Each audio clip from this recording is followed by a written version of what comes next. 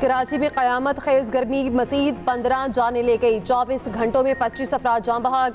Civil अस्पताल में गर्मी से मुतासिर 40 से 45 अफराद लाए गए। 8 अफराद दम तोड़ गए। इंतकाल करने वाले बेशतर नशे के आदी थे। शहर में चिलचिलाती धूप, समुद्री हवाएं भी बंद। साय में भी लोगों का बुरा हाल। 41 डिग्री की गर्मी 51 डिग्री महसूस की गई। गुडडाब टाउन, मोटरवे, M9 और मुहल्लिका इलाकों में हल्की बारिश। अगले 2 रोज तक कराची में शदीद गर्मी की पेशगोई। शहरी बिला जरूरत धूप में बाहर ना निकले, माहिरीन का मशवरा।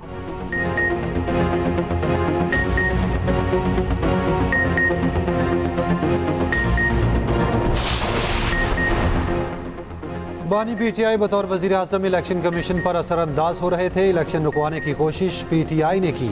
क्या PTI को हमने कहा इंट्रा पार्टी इलेक्शन ना करवाएं?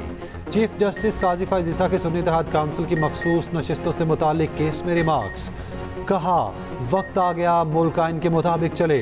मखसूस नशिस्तों से मुतालिक आइन वाज़ेह है, आइन से हटकर कोई भी जज फैसला नहीं दे सकता। आज़ाद अरकान ने PTI ज्वाइन ना करके सियासी खुदकुशी नहीं की। आइन पर अमल ना होने से मुल्क की धज्जियां उड़ाई गईं। किसी की मर्जी पर अमल नहीं हो सकता। मुल्क मुश्किल से पटरी पर आता है, फिर कोई आकर उड़ा देता है। जब आइन के अल्फाज वाजे हैं तो हमारी क्या मजाल हम तशरीह करें? क्या हम पार्लियामेंट से ज़्यादा अक्लमंद या होशियार हो चुके? जस्टिस जमाल खान मंदोखेल ने रिमार्क्स दिए, जिन्होंने इलेक्शन लड़ने की जहमत ही नहीं की उन्हें मखसूस नशिस्तें क्यों दी जाएं? जस्टिस मुनीब अख्तर ने कहा इलेक्शन कमीशन ने PTI उम्मीदवारों को सुप्रीम कोर्ट फैसले के सबब आज़ाद उम्मीदवार करार दिया। इलेक्शन कमीशन की राय का इतलाक हम पर लाजिम नहीं। PTI continued to exist after the decision, continues to exist today, continued to exist as a political party. Then why did these independents not join PTI? Simple. Didn't you commit suicide yourself? Who's calling them independent candidates? Election Commission. Yes. Not a binding finding. क्या join करने के बाद जो prerogative इन parties को दिया गया जिन्होंने election contest किया, जिनको लोगों ने वोट दिए, पार्लियामेंट का हिस्सा बनाया, आप उनसे उनको डिप्राइव करके उस पार्टी को दें जिन्होंने कोई जहमत ही नहीं की इलेक्शन लड़ने की। आइन कहता है सप्ली में आज़ाद अरकान की तादाद 90% हो तो भी मखसूस नशिस्तें 10% अरकान वाली जमातों को मिलेंगी। चीफ जस्टिस के रिमार्क्स। कहा उन्होंने हल्फ आइन पर उठाया है, सिर्फ ये देखेंगे कि आइन में क्या लिखा है। जस्टिस मुनीब अख्तर ने कहा आइन ये भी कहता है कि मखसूस नशिस्तें सियासी जमातों की जीती हुई नशिस्तों के तनासुब से ही मिलेंगी। किसी सियासी जमात को उसकी जीती हुई नशिस्तों के तनासुब से ज्यादा सीटें नहीं दी जा सकती। सुन्नी इत्तेहाद काउंसिल के वकील फैसल सिद्दीकी ने दलाइल में कहा कानून में कहीं नहीं लिखा कि मखसूस नशिस्तों की फहरिस्त जनरल इलेक्शन से पहले जमा करानी है। चीफ जस्टिस ने कहा अब तक यही होता आया है कि फहरिस्त पहले जमा करानी है। आप नया सिस्टम सामने ले आए हैं। फैसल सिद्दीकी ने कहा सिस्टम नया नहीं लाए, मसला नया सामने आया है, इसलिए हल भी नया ढूंढना होगा। चीफ जस्टिस बोले मसला भी तो आपने पैदा किया है। फैसल सिद्दीकी ने कहा मसला इंतखाबी निशान केस के फैसले से ही पैदा हुआ है।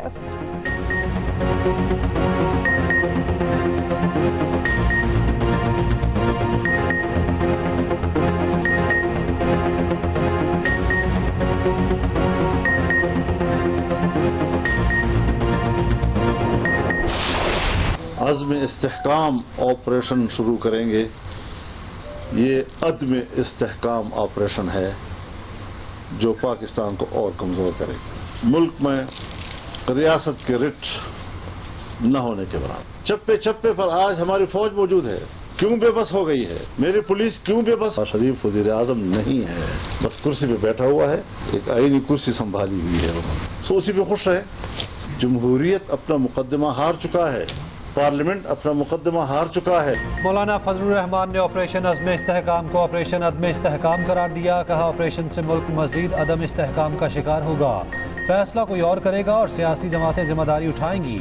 अवाम की रियासत से वफादारी की कोई जमानत नहीं देगा। कोयटा में न्यूज़ कॉन्फ्रेंस। कहा शहबाज शरीफ वज़ीर आज़म नहीं, बस कुर्सी पर बैठने हैं। जमहूरियत और पार्लियामेंट अपना मुकदमा हार चुकी। जरदारी और शहबाज शरीफ जैसा इत्तेहाद नहीं बनाना, आइन के लिए खड़े होना है।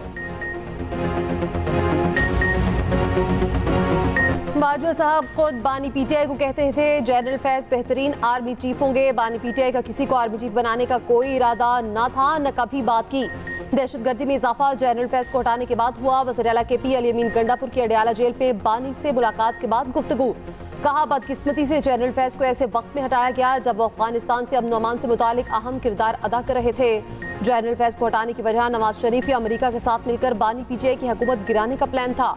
जनरल फैज को हटाकर ये दहशतगर्दी छोड़कर पीटीआई के पीछे लग गए।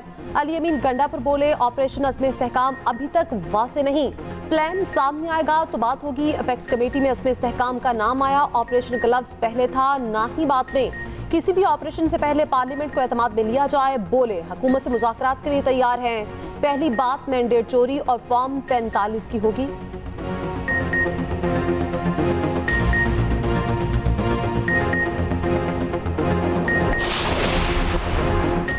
एएनपी का दहशतगर्दी के खिलाफ ऑपरेशन पंजाब से शुरू करने का मुतालबा।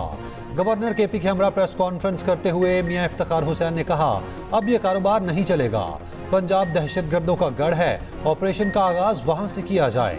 वहां 70 कालादम तंजीमें हैं, किसने वहां एक्शन लिया? गवर्नर केपी फैसल करीम कुंडी ने कहा एएनपी के तहफ़्फ़ुज़ात दुरुस्त हैं, विफाक को बात पहुंचाऊंगा। वज़ीर आला ने सूबाई असम्बली को एतमाद में नहीं लिया और ऑपरेशन के लिए हाँ कर दी। ऑपरेशन शुरू करने से पहले सियासी जमातों को एतमाद में लिया जाए।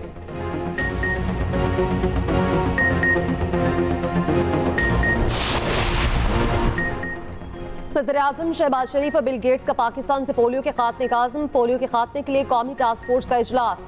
गेट्स फाउंडेशन के बिल गेट्स की शिरकत। शहबाज शरीफ ने कहा वफाकी हुकूमत सूबाई हुकूमतों के साथ मिलकर पोलियो के खात्मे के लिए पुरअज़्म है। सरहदी नक्लो हरकत के बायस पोलियो वायरस पाकिस्तान आया, पोलियो के खात्मे के लिए हमें फौरी अमल करना होगा। बिल गेट्स ने कहा पाकिस्तान में पोलियो का खात्मा नामुमकिन नहीं, इस मकसद के लिए तरजीहात का दुरुस्त होना जरूरी है। उधर वज़ीर-ए-आज़म ने कौमी तालीमी इमरजेंसी पर काम के लिए 19 रुकनी टास्क फोर्स तश्कील दे दी। वज़ीर-ए-आज़म ने रुकन कौमी असम्बली मोइन वट्टू की मुलाकात, हल्के के मसाइल और सियासी सूरत हाल पर गुफ्तगू की।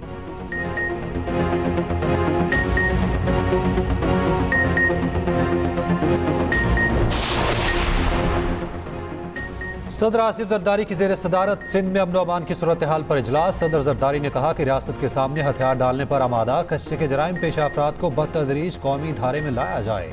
छोटे जराइम में मुलविस अफराद की बहाली करके मुल्क का जिम्मेदार और कारामद शहरी बनाना चाहिए। कच्चे के इलाके के कबायली सरदारों पर मुश्तमिल एक कौमी जिरगा बुलाया जाए।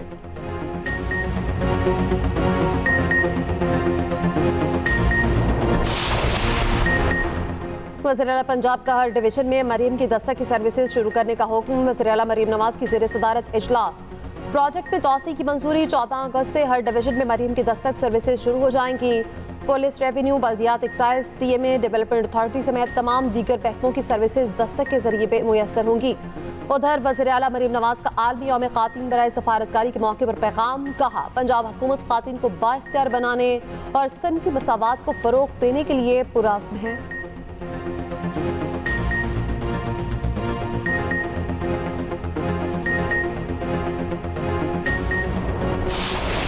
मुलाकात तो दूर की बात, मैं आपको बिला खौफ तरदीद ये कह सकता हूँ कि उनकी कभी बातचीत भी नहीं हुई उस वक्त के बाद जब से मियां नवाज शरीफ साहब बतौर वज़ीर आज़म अदालती फैसले के नतीजे में जो शब खून मारा गया उनके ऊपर, उसके बाद के कभी जनरल बाजवा और मियां नवाज शरीफ की आपस में कोई बातचीत भी नहीं हुई। मुलाकात तो दूर की बात। नेशनल सिक्योरिटीज़ के इशू पर सियासी दुकान नहीं चमकानी चाहिए। जनरल बाजवा की नवाज शरीफ से मुलाकात तो क्या, कोई बात भी नहीं हुई। स्पीकर पंजाब असम्बली मलिक अहमद खान ने साबिक लीगी रहनुमा मोहम्मद जुबैर के इल्जामात मुस्तरद कर दिए। कहा मोहम्मद जुबैर ने बेबुनियाद बात की, उन्हें कानूनी नताइज भुगतना पड़ सकते हैं। नवाज शरीफ की कोई भी मुलाकात या मसरूफियत छुपी नहीं रह सकती। मुलाकात की तफसीलात सामने लाएं, बताएं मुलाकात कहाँ हुई। मुलाकात लंदन में हुई तो बाजवा कब गए? कोई इमिग्रेशन रिकॉर्ड तो होगा। मोहम्मद जुबैर झूठ बोलकर पीटीआई में ना जाएं।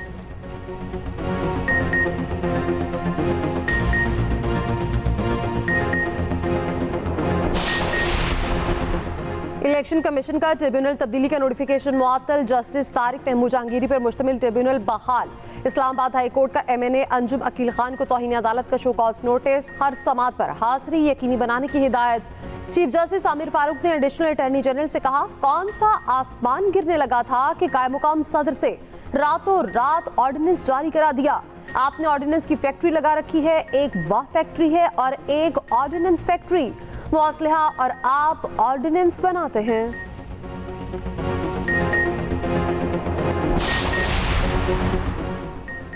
तहरीक इंसाफ के अरकान का पार्लियामेंट से सुप्रीम कोर्ट तक पैदल मार्च।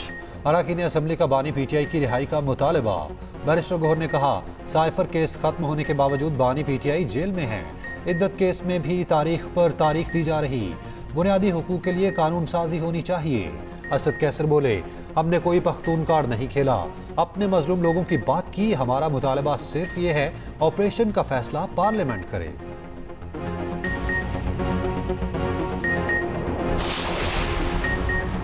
किसी से डील हुई ना मुज़ाकरात, बानी पीटीआई के साथ था, हूं और रहूंगा।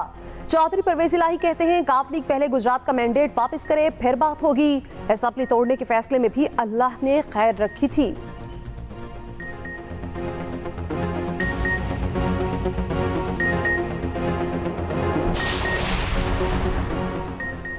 सवात वाक़े के खिलाफ सेनेट में करारदाद मुज़म्मत मंजूर। करारदाद सेनेटर शहरी रहमान ने पेश की। तहकीकात करके जिम्मेदारों की करारवाक़ी सजा देने का मुतालबा। करारदाद शेयर न करने पर अपोजिशन का हिमायत से इनकार। केपी में मुमकिन ऑपरेशन के खिलाफ पीटीआई का सेनेट से वॉकआउट। उधर सवात वाक़े के खिलाफ पंजाब असेंबली में करारदाद मुतफ़िक़ा मंजूर। तौहीन मज़हब के वाक़यात पर करारदाद हुकूमती रुकन राहिला खादिम ने पेश की। ऑपरेशन अज़्म इस्तेहकाम की हिमायत में करारदाद जमा। ऑपरेशन में मुकम्मल ताउन की यकीन दहानी।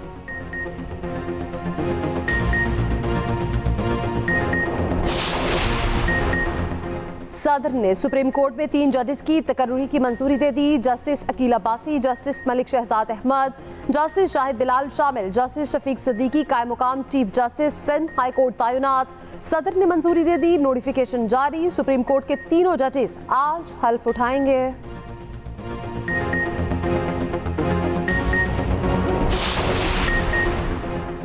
हर ऑपरेशन के बाद नए ऑपरेशन की जरूरत क्यों पेश आती है? हाफिज नईम का सवाल। कहा ऑपरेशन अवाम और फौज के दरमियान दूरियां पैदा करता है। ये अनथी लड़ाई हम कब तक लड़ेंगे? अफगानिस्तान से बामायनी मुज़ाकरात ही मसले का हल हैं। पाकिस्तान, चीन और अफगानिस्तान मिलकर खित्ते में अमन कायम कर सकते हैं।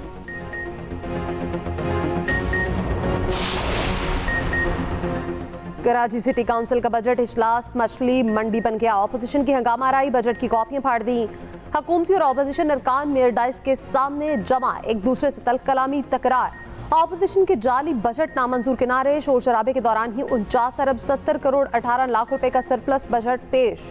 मेयर कराची मुर्तज़ा कहते हैं हब डैम से नई नहर तामीर, पुरानी नहर की मुरम्मत की जाएगी। रेड लाइन, येलो लाइन और ग्रीन लाइन पर काम जारी है। 25 ग्रीन बसें चलाई जाएंगी।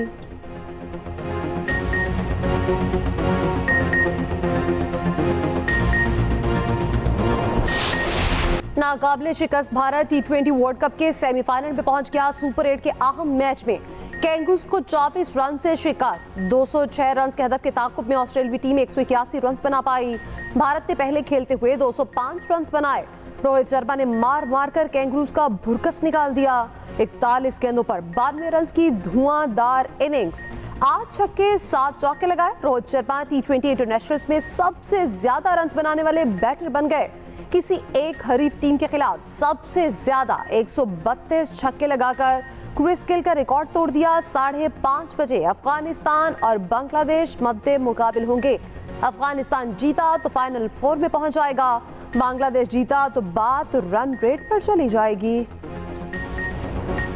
मौसमी हालात आड़े आ गए। पाकिस्तान का तारीखी सिंदूर पोलो फेस्टिवल मुलतवी। चित्राल में सिंदूर मेला 28 से 30 जून तक होना था।